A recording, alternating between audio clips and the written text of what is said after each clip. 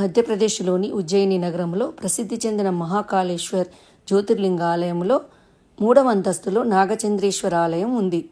ఈ ఆలయం శ్రావణ మాసంలోని శుక్లపక్షంలోని 5వ రోజు అంటే నాగపంచమి రోజున మాత్రమే భక్తుల దర్శనం కోసం తెరవబడుతుంది.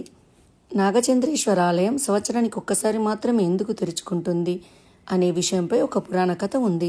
దాని ప్రకారము ఒకసారి సర్పరాజు తక్షకుడు శివుడిని ప్రసన్నం చేసుకోవడానికి తీవ్రమైన తపస్సు చేశాడు. శివయ్య అతని తపస్సుకు సంతోషించాడు. తక్షకుడికి అమరత్వాన్ని అనుగ్రహించాడు. దీని తర్వాత తక్షకుడు శివుడి సన్నిధిలో నివసించడం ప్రారంభించాడు.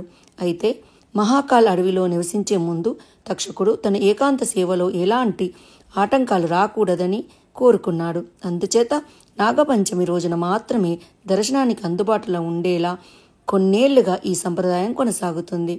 మిగిలిన సంవత్సరంలో తక్షకుడు కోరిక గౌరవార్థం ఆలయ సంప్రదాయ ప్రకారం మూసివేయబడుతుంది. ఈ దేవాలయం గురించి ఉన్న నమ్మకం ఏమిటంటే, ఈ ఆలయంలో సర్పాలకు రాజు తక్షకుడు నివసిస్తాడనే నమ్మకం. ఆలయంలో నాగదేవతకు సంబంధించిన ప్రత్యేకమైన విగ్రహం ఉంది. ఈ విగ్రహం 11వ శతాబ్దానికి చెందినదని, దీనిని నేపాల్ నుంచి ఇక్కడికి తీసుకువచ్చినట్లు చెబుతారు. ఈ విగ్రహం కూడా చాలా ప్రత్యేకమైంది. ఎందుకంటే ఈ నాగేంద్రుడి శివుడికి సంబంధించిన యొక్క ఏకైక విగ్రహం.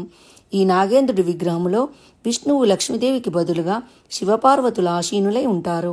ఏడాదిలో నాగపంచమి రోజున తెరిచి ఉండే ఈ ఆలయంలో నాగపంచమి నాడు 3 సార్లు పూజిస్తారు.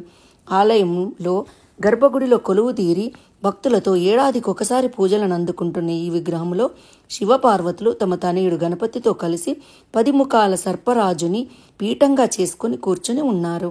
ప్రపంచంలో ఇలాంటి ఆలయం ఇదొక్కటే అని, ఇక్కడ తప్ప ఎక్కడ ఇలాంటి విగ్రహం లేదని చెబుతూ ఉంటారు.